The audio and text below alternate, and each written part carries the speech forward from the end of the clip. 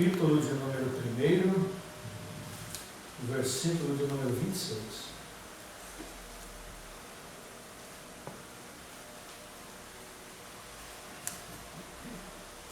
Livro de Lucas,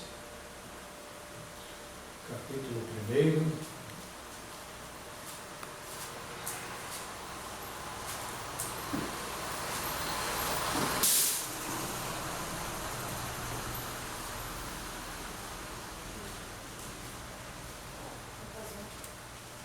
Lucas 1, capítulo de número 26. Amém? Lucas, capítulo 1, versículo de número 26. Amém? Entrou aí? Olha o que está escrito. Vamos acompanhar comigo aqui. E no sexto mês, foi o anjo Gabriel enviado por Deus a uma cidade da Galileia chamada Nazaré. Então, irmão, quando vocês veem falando assim, Jesus o Galileu, por que Galileu? Porque ele era da Galileia. Por que Jesus de Nazaré? Galileia, irmãos, era como se fosse a cidade de Jandira. Nazaré era como se fosse o bairro Brotinho, entendeu? Então Jesus era Galileu, da cidade de Nazaré. Mas olha que interessante, irmãos. E no sexto mês foi o anjo Gabriel enviado por Deus a uma cidade da Galiléia chamada Nazaré, a uma virgem desposada com um varão cujo nome era José, da casa de Davi. Então José ele era descendente da tribo de Davi, e o nome da virgem era Maria. E entrando o anjo onde ela estava, disse: Salve, agraciada, o Senhor é contigo, bendita és tu entre as mulheres. Então, irmãos, olha para mim aqui. Esse anjo, ele foi enviado por Deus para anunciar a uma jovem mulher de Deus por nome de Maria. E esse anjo disse a ela: Tu és uma mulher bem-aventurada, e o Senhor vos escolheu para que o Salvador da humanidade fosse gerado no seu ventre. Mas aí Maria questionou: mas como isso pode acontecer? Eu ainda não me deitei com José, ainda não posso. Não, mas o que vai acontecer é fruto de Deus. Esse menino será gerado por Deus sobre a tua vida. Então, meu irmão, você percebe que no ano sexto, o anjo foi fazer o quê? Foi anunciar dizendo assim: ó, você vai ficar grávida. E quando o anjo disse, já de imediato, alguns dias, alguma semana, Maria já começou a sentir que estava gerando o unigênito Filho de Deus. Então, meu irmão, isso aconteceu no mês sexto. Quanto tempo dura uma gestação de uma mulher? 9 meses. Agora, porque a Bíblia dos irmãos não é... Eu vou mostrar para os irmãos aqui algo, e vocês vão entender que o calendário judaico não é o nosso calendário. Por que não é o nosso calendário, irmãos? O nosso calendário, ele é um calendário solar. O calendário hebreu, ele é um calendário lunar. Então há uma diferença muito grande. Eu vou aqui tentar mostrar para os irmãos. A minha Bíblia é uma Bíblia de estudo. Então ela tem aqui, ó, o calendário. Esse calendário aqui é um calendário judaico. Está vendo aqui, ó? Ano solar, calendário hebraico. Então aqui está, ó, janeiro, fevereiro, março, abril, maio, junho, julho, agosto, setembro. Um mês aqui em volta, vocês estão conseguindo ver aqui, ó? Aqui tem os meses, falando que mês que é. O anjo anunciou para Maria que era o mês sexto. Qual é o mês sexto aqui, irmãos? O mês sexto é conhecido como o mês de Elul. E o que acontece no mês de Elul, lá em Israel? A festa da colheita. E quando que cai a colheita? No mês 6 de Elul, aqui para nós no Brasil, entre agosto e setembro. Agosto e setembro. Então conta comigo. Agosto, setembro, outubro, novembro, dezembro, janeiro, fevereiro, março, abril. 9 meses. E se for em setembro, pastor? Outubro, novembro, dezembro, janeiro, fevereiro, março, abril, maio e... Então Jesus nasceu entre maio e junho. Jesus não nasceu em dezembro.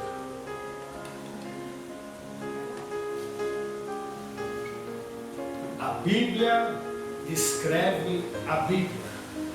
A Bíblia interpreta a própria Bíblia. O anjo anunciou no mês 6. Ah, pastor, isso demorou então um mês a mais.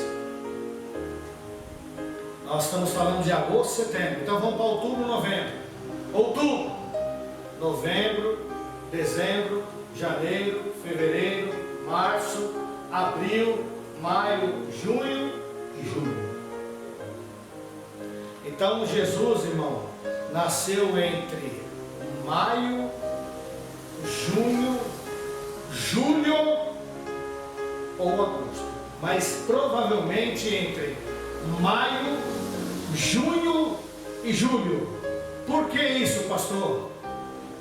Porque em Israel é celebrado a festa da Páscoa.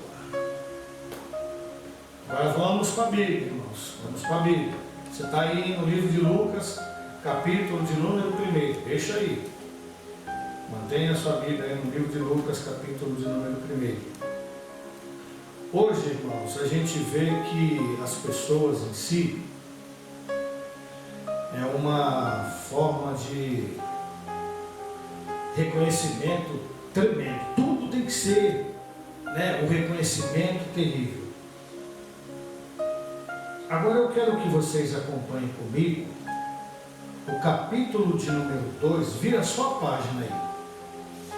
Vira a sua página. Capítulo 2. Capítulo 2. Acharam? Lucas capítulo 2, versículo 1. E aconteceu naqueles dias que dia? O dia em que foi declarado por o chefe do Império Romano que fizesse-se o censo para saber a quantidade de pessoas que havia lá. Saiu um decreto da parte de César Augusto para que todo o mundo se alistasse. Esse primeiro alistamento foi feito sendo Cirene, governador da Síria, e todos iam alistar-se, cada um à sua própria cidade. E subiu da Galiléia também José, da cidade de Nazaré, a Judeia, a cidade de Davi, chamada porque era da casa a família de Davi, a fim de alistar-se com Maria, sua mulher que estava grávida de quem? E aconteceu que, estando eles ali, se cumpriram-se os dias em que havia de dar à luz. E deu à luz o seu filho primogênito, e envolveu-o em panos, e deitou-o numa manjedoura, porque não havia lugar para eles na estalagem. Irmãos, eu hoje, quando leio essa história, eu vejo o quanto, irmãos, a gente precisa aprender com o Senhor. É claro que Jesus, como Salvador da humanidade, e os judeus até hoje esperam, irmãos, o Messias, que será nascido no berço de ouro. Os judeus esperam o Filho de Deus, o Messias, o Hamashia, o Yeshua, o Salvador da humanidade, nascendo num berço de ouro. Irmãos, olha como Deus sempre vai na contramão de tudo e de todos. Quando foi feito o censo decretado por César Augusto, a cidade ficou tão cheia de pessoas que não havia, Alexandre, uma pensão, um quartinho para que José e Maria pagassem para ficassem ali para poder se alistar. E quando eles chegam para se alistar, o que acontece? A bolsa da irmã Maria estoura. Maria, irmãos, teve todos os sintomas que uma mulher grávida tem. Jesus não nasceu diferenciadamente, diferente de ninguém. Por quê?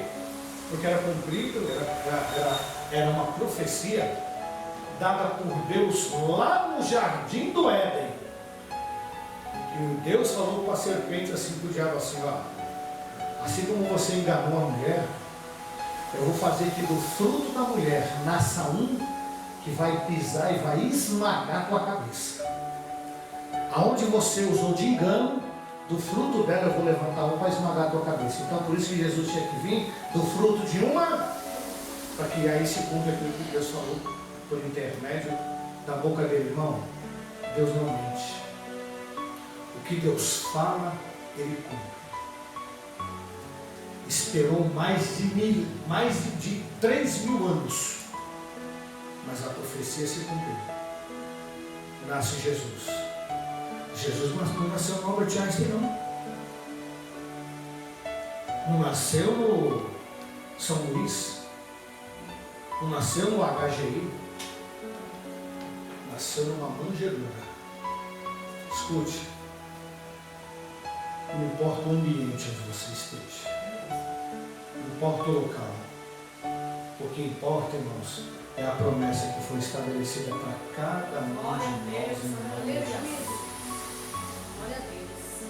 O importante é que se cumpra, irmãos, a boa, perfeita e agradável vontade de Deus sobre cada um de nós em nome de Jesus. Aleluia, Pai. Ah, pastor, e qual foi a festa que fizeram para o menino Jesus? Teve uma festa? Quem acha que teve festa lá? Teve o Chester, teve o churrasco, teve a mesa de fruta, teve os ponche, teve o Deg. Vamos ver o que teve de festa para Jesus? Vamos prosseguir aqui. Versículo de número 8 do capítulo 2. Acharam aí? 2:8. Ora, havia naquela mesma comarca pastores que estavam no campo e guardavam durante a vigília da noite o seu rebanho. Escute aqui. Não tem como, irmão, Jesus nascer em deserto, sabe por quê? Porque as ovelhas estavam no pasto. E se tem neve, não tem pasto. Então cai por terra, irmãos, o nascimento de Jesus em dezembro. Quem estava, irmão, cuidando das ovelhas? Os pastores. E eis que, capítulo 9, versículo 9, e eis que um anjo do Senhor veio sobre eles, e a glória do Senhor os cercou de resplendor, e tiveram grande temor. E o anjo lhe disse: não temais, porque eis aqui vos trago novas de grande alegria, que será para todo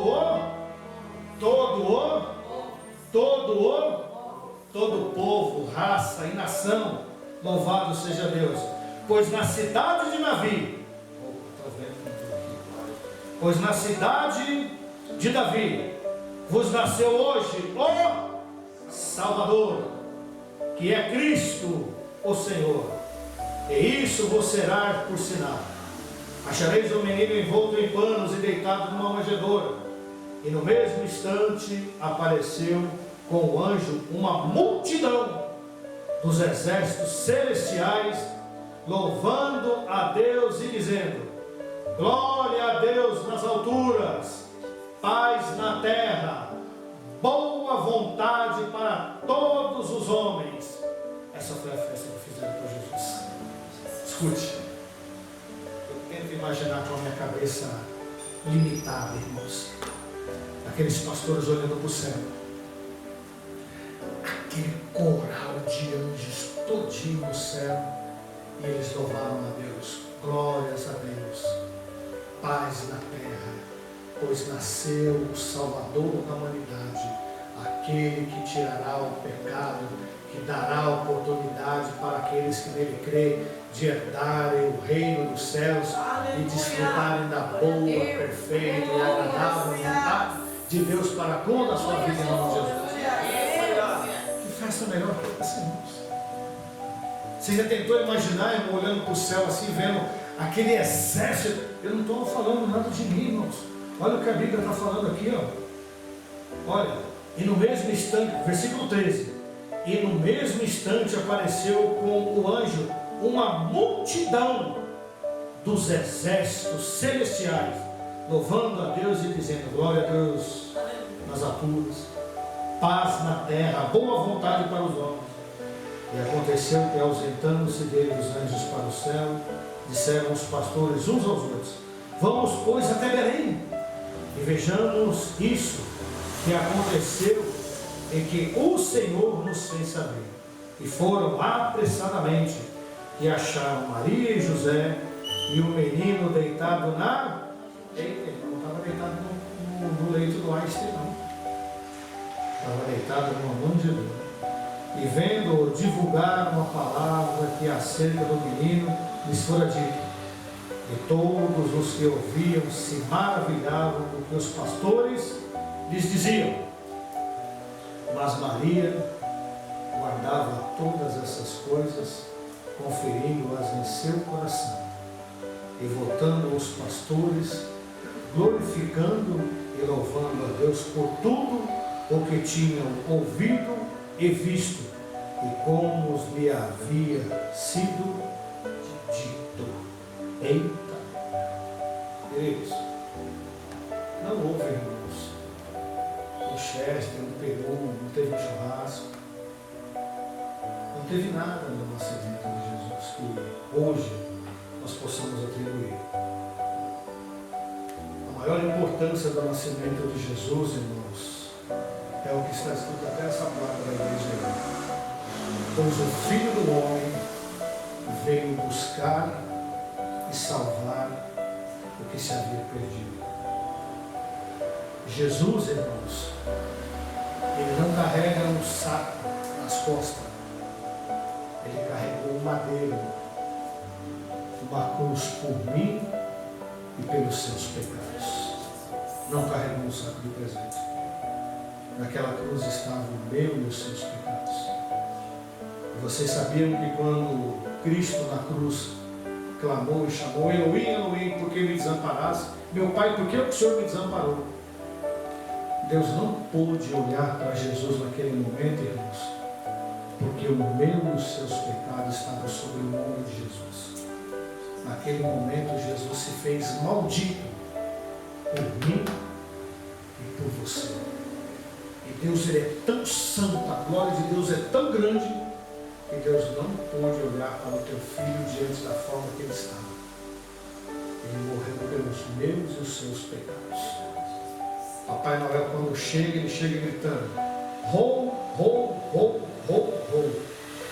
Jesus gritou na cruz: Pai, está consumado. Ou seja, o preço foi pago. O preço foi pago.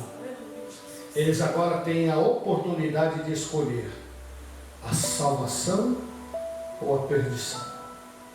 Nós escolhemos para nós hoje o caminho que nós decidimos tragar, entrar e sermos conduzidos para Ele. Jesus morreu pelo meu e seu pecado. E Ele disse: aquele que crê e for batizado será, quem não crê será.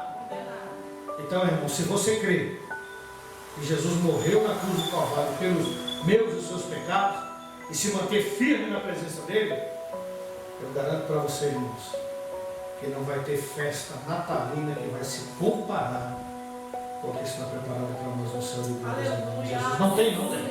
Não tem. Não tem.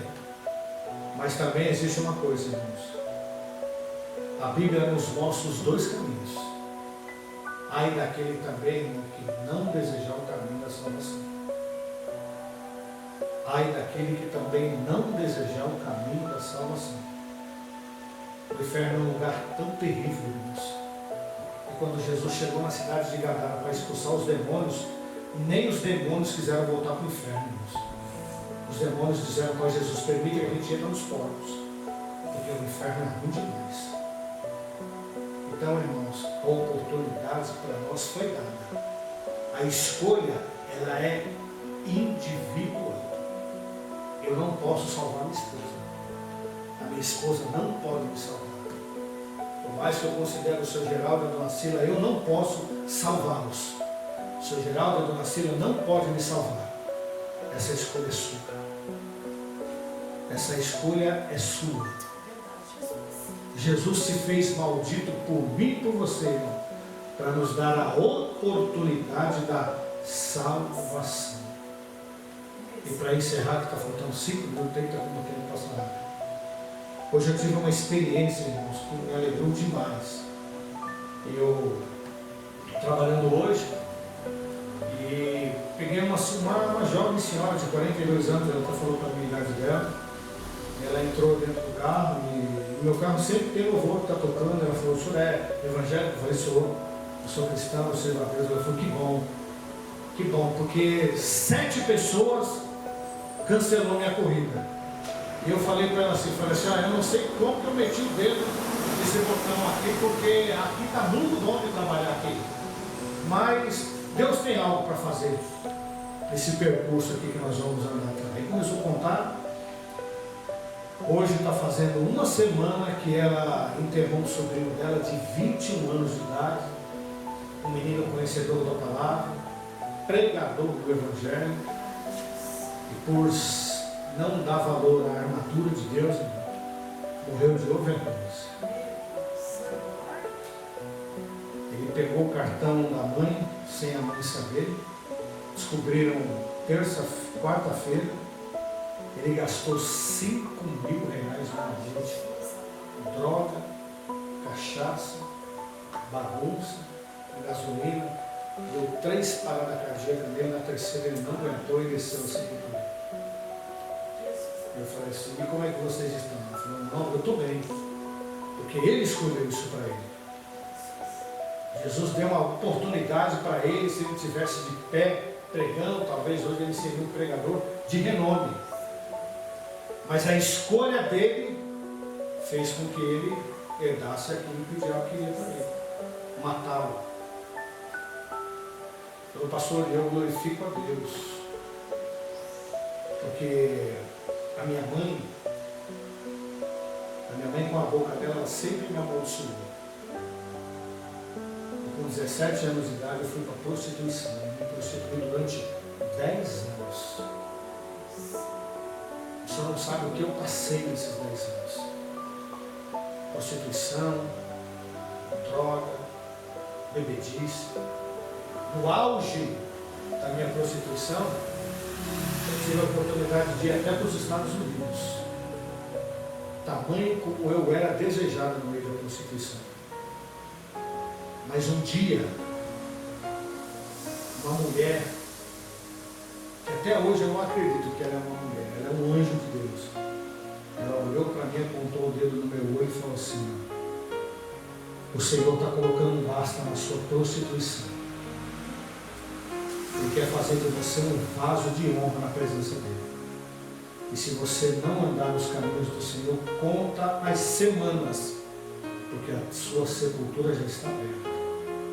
Ela falou que ela ouvia aquela voz como uma voz que ecoava, e ela não conseguia enxergar o rosto daquela mulher, porque o rosto daquela mulher brilhava tanto que ela não tinha condições de olhar para o rosto dela. Ela se converteu, está indo para a igreja com as poucas forças que ela tem, está trabalhando no escritório de uma família.